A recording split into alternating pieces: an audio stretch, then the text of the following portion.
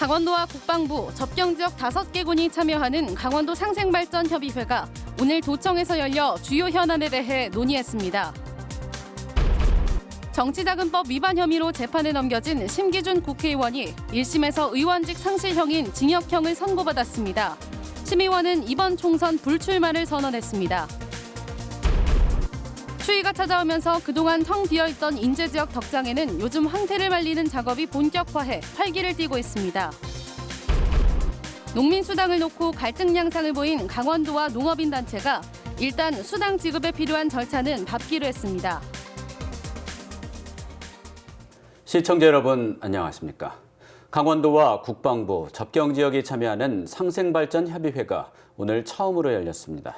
국방개혁 2.0으로 접경지역 붕괴 현상이 나타나는 와중에 당사자들이 모였다는 데 의미를 둘 수 있지만 문제의 핵심에는 다가서지 못했다는 한계도 분명합니다. 이재규 기자가 취재했습니다. 국방부와 강원도, 도내 접경지역 5개 군지역 부군수가 마주 앉았습니다. 강원도에서는 평화지역발전본부장과 접경지역 부군수 등 6명이, 국방부에서는 국장급인 군사시설기획관과 접경지역 부사단장 등 8명이 위원으로 참석했습니다. 지난해 12월 국방부와 강원도, 접경지역이 체결한 강원도 접경지역과 군의 상생 발전을 위한 협약에 근거한 첫 회의입니다. 회의 안건은 19개, 접경지역 5개 군지역에서는 지역 군부대 유휴부지를 활용할 수 있도록 해달라는 안건을 많이 내놓았습니다. 군부대 유휴부지 관련 안건만 12건이었습니다. 비공개로 3시간가량 진행된 회의에서 국방부는 강원도와 접경 군지역의 제안을 전향적으로 검토하겠다고 답했습니다. 강원도는 대체로 만족한다는 평가를 하면서도 이번에 제출된 안건 자체는 첨예한 대립이 있는 핵심 사안은 아니었다고 밝혔습니다. 사실 이제 처음에 열리는 상생발전 협의회에서 많은 것을 얻기는 상당히 어렵습니다. 그래서 지금 이제 시작 단계이기 때문에 좀 해결이 가능한 것도 이제 하고. 국방부의 지나친 비밀주의도 여전했습니다. 군 유휴부지가 어느 정도 면적인지도 여전히 내놓지 않고 있습니다.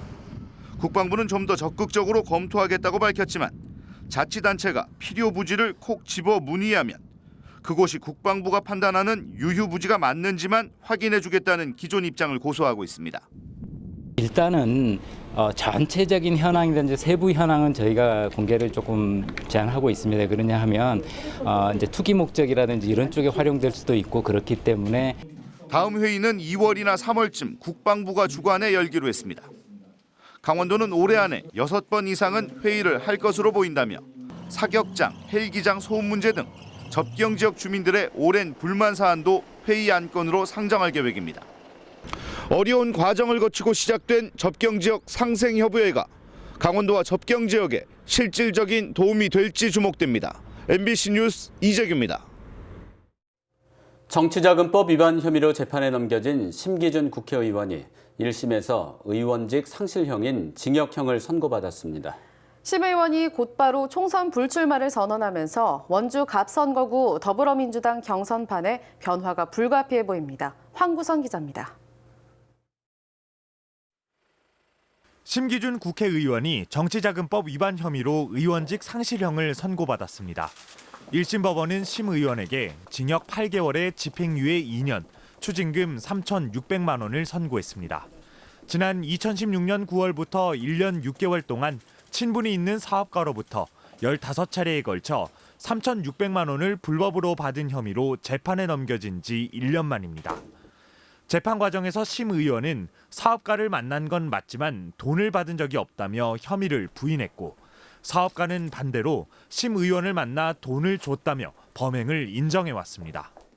재판부는 돈을 줬다는 사업가의 진술이 구체적이고 일관된다며 검찰의 공소 사실을 유죄로 인정했습니다. 심 의원은 재판 이후 억울함과는 별개로 총선 출마의 꿈을 접고 무죄 입증에 최선을 다하겠다며 항소 의지를 밝혔습니다. 실체적 진실을 밝히기 위해 최선을 다했는데 정말 아쉬운 부분이 많이 있습니다. 향후 그 변호인과 상의해서 정말 실체적 진실을 밝히기 위해서. 소속 정당인 더불어민주당에는 안타까워하는 분위기 속 심 의원이 출마를 강행할 경우에 벌어질 혼란을 피할 수 있게 됐다는 점에선 안도하는 기색도 읽힙니다. MBC 뉴스 황구선입니다. 요 며칠 사이 최저기온이 영하 10도 안팎으로 떨어지는 등 겨울 날씨다운 추위가 이어지고 있습니다. 이처럼 추위가 몰려오자 그동안 텅 비어있던 인제 지역 덕장에는 요즘 황태를 말리는 작업이 본격화해 활기를 띠고 있습니다. 김영면 기자가 보도합니다. 짐을 가득 실은 트럭이 덕장으로 들어오자 인부들이 달려들어 분주하게 하역 작업을 시작합니다. 차에 실려있던 것은 바로 명태. 그동안 동해안 창구에 보관돼 있던 명태가 최근 들어 강추위가 이어지면서 이곳 덕장으로 옮겨진 것입니다. 예년 같으면 12월 중순부터 명태를 내다 걸었으나 올해는 날씨가 춥지 않아 한 달이나 늦은 지난주부터 본격적인 작업이 시작됐습니다. 오늘 이곳에 내걸린 명태는 이곳 인제에서 앞으로 2달 동안 맑고 차가운 바람에 얼었다 녹았다를 반복하면서 맛있는 황태로 변하게 됩니다. 해발 350m에 지형적으로 바람이 강한 강원도 인제 용대리는 그야말로 우리나라 최고의 황태를 만드는 조건을 갖고 있습니다. 올해 인제 지역 덕장에 걸릴 명태는 모두 1,500만 마리. 이곳에서 낮 기온이 영상 4도를 넘지 않는 날씨가 2주가량만 계속되면 최고 품질의 황태가 탄생하게 됩니다. 또 장기 예보도 보면 앞으로 한 열흘 정도 가까이는 그 10도 이하로 내려갈 것 같아서 올해 생산량에는 전체 생산량이 약간 차질이 있지만 품질이 상당히 좋은 것들이 나오지 않을까 이렇게 예상하고 있습니다. 하지만 올해는 춥지 않은 날씨보다 명태 물량과 가격 때문에 황태 만드는 사람들 우울하게 하고 있습니다. 러시아가 우리나라 명태 쿼터량을 크게 줄이면서 덕장에 들어오는 명태가 절반으로 줄었습니다. 거기다가 가격까지 2배로 뛰어올라 내년 황태 소비자 가격을 어떻게 결정할지 벌써 고민입니다. 이 밖에 최근 내린 겨울 폭우로 상당한 물량의 황태가 이미 상품 가치를 잃어버리는 등 유례 없는 시련을 맞고 있습니다. MBC 뉴스 김영면입니다. 전북 익산에서 집단 암 발병 이후 횡성의 퇴비공장 밀집 지역 주민들이 불안감을 감추지 못하고 있습니다. 자치단체 차원의 각종 검사가 이루어지고 있지만 주민들은 이것으론 부족하다며 국민청원을 준비하고 있습니다. 김진아 기자입니다. 퇴비 공장과 인접한 횡성의 한 마을입니다. 현재 40여 명이 거주하고 있는데 주민들에 따르면 공장 가동 이후 10년 동안 9명이 암에 걸렸고 이 중 8명이 사망했습니다. 환경부가 전북 익산 장전마을의 집단 암 발병 원인으로 퇴비 공장을 지목한 뒤 주민 불안감은 더욱 증폭됐습니다. 실제로 횡성군이 주변 악취와 토양오염을 조사했더니 부지경계에서 배출 허용 기준의 2배, 배출구에서는 1.3배를 초과한 복합 악취가 검출됐습니다. 토양오염은 22개 항목 모두 기준치 이내이거나 검출되지 않았습니다.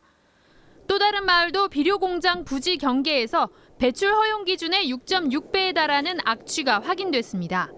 하지만 배출가스가 인체에 얼마나 악영향을 주는지 판단하는 검사는 아니었습니다. 사후 조치도 과태료와 시설 개선 명령이 전부였습니다. 주민 건강조사도 일반적인 방문 이동진료 수준이어서 불안을 해소하기엔 역부족입니다. 주민들은 건강 이상과의 인과관계를 밝혀달라며 건강검진 결과와 사망 진단서 등을 모아 국민청원을 준비 중입니다. 우리 주민들은 지금 아직까지도 너무 불안해하고 있어요. 진짜 사실 이게. 그래서 이런 걸 더 상세히 조사해가지고 밝혀주셨으면. 횡성군은 퇴비공장 주변 지하수 샘플을 채취해 수질오염 여부를 파악하고 공장 주변 고사목의 원인도 조사하기로 했습니다. 주민 불안을 해소한다는 취지는 좋았지만 말 그대로 실태 조사에 그치면서 주민들의 불안감은 가시지 않고 있습니다. MBC 뉴스 김진아입니다.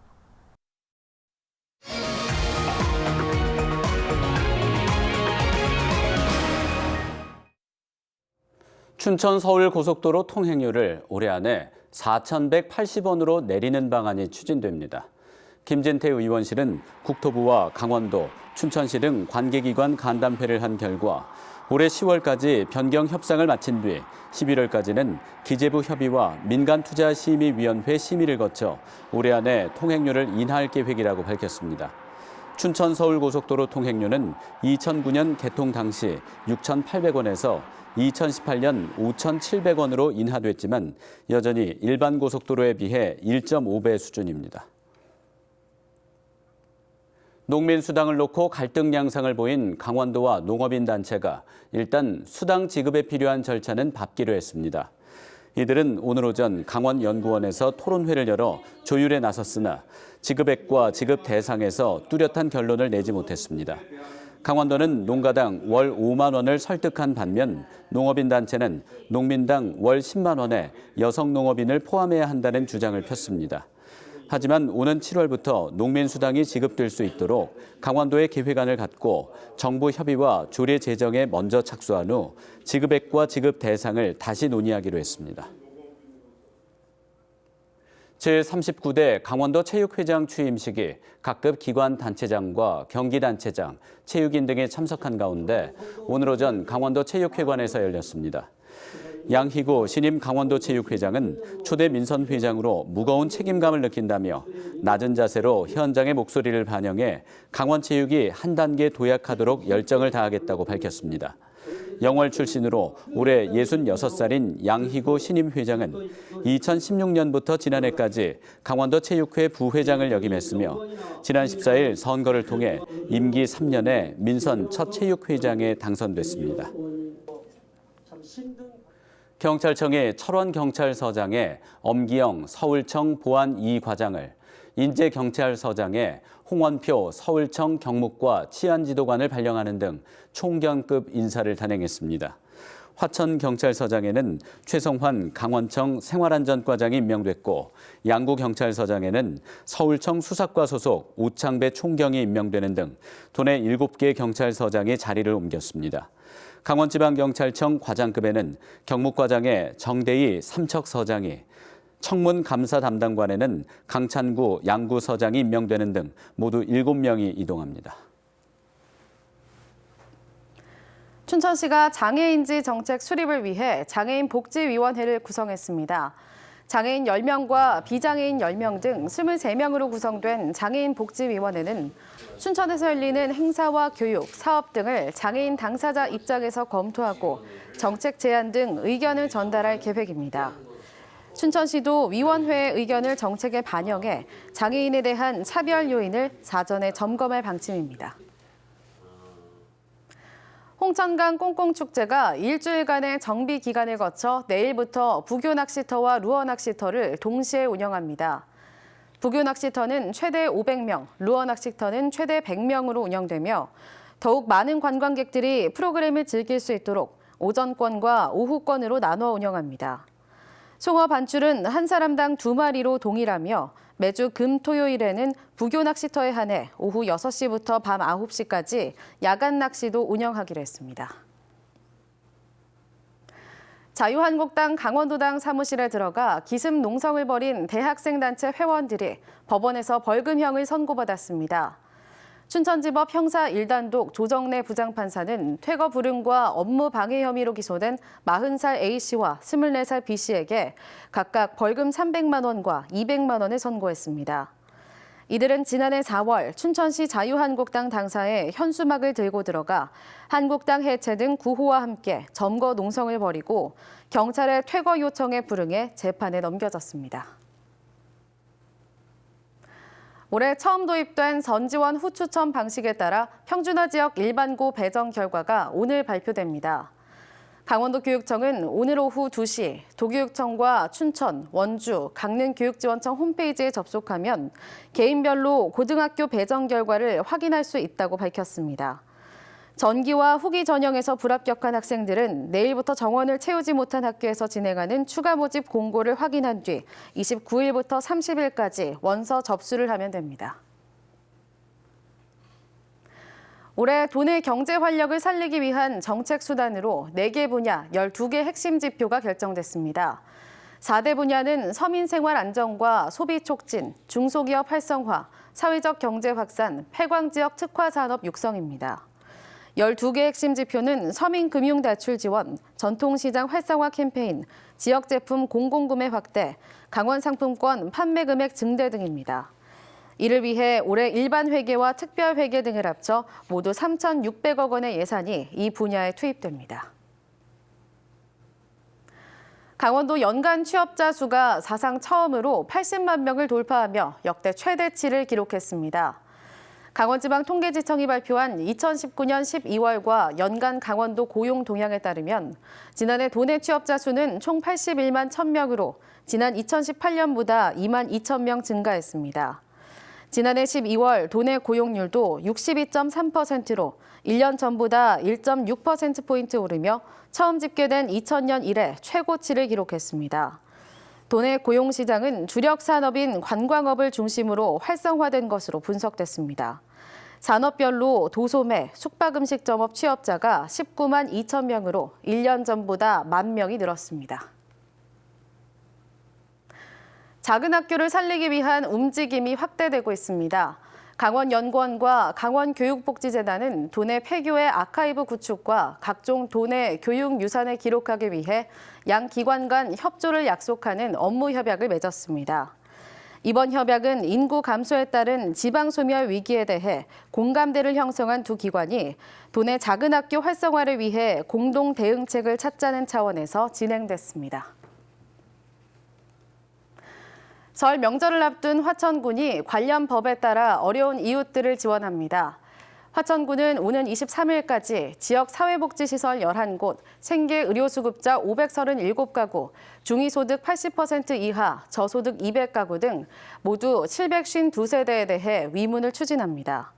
저소득 200가구에는 강원도 사회복지 공동모금회를 통해 명절 위문금이 지원됩니다. 생계의료수급자 및 보훈 대상자 552가구에는 가구별로 쌀 10kg이, 사회복지시설 11곳에는 23일 오후부터 쇠고기 총 137kg이 전달될 예정입니다. 또 화천군은 아동복지법에 따라 설 명절 연휴 기간인 24일에서 27일 175명의 아동들에 대한 급식을 지원하기로 했습니다. 철원군이 노후 공동주택에 대한 유지 관리를 위해 사업비 4억 4천만 원을 들여 공동주택 지원 사업을 추진합니다. 노후 주택에 대한 주요 지원 사업은 공동주택의 외부 도색과 지붕 방수, 그리고 정밀안전 진단비 지원 등입니다.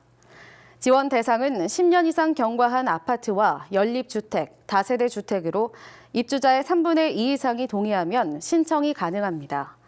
신청은 다음 달 14일까지 철원군 주택부서를 통해 가능합니다. 올해 3월부터 실시되는 민식이법을 두고 춘천소방서에서 현장 출동 부서 직원들을 상대로 자체 특별교육을 실시했습니다. 앞선 보도에서 올해 처음 도입된 선지원 후 추천 방식에 따라 평준화 지역 일반고 배정 결과 발표는 오늘이 아닌 내일 오후 2시 이후로 정정합니다. 이상으로 뉴스를 마칩니다. 시청해주셔서 고맙습니다.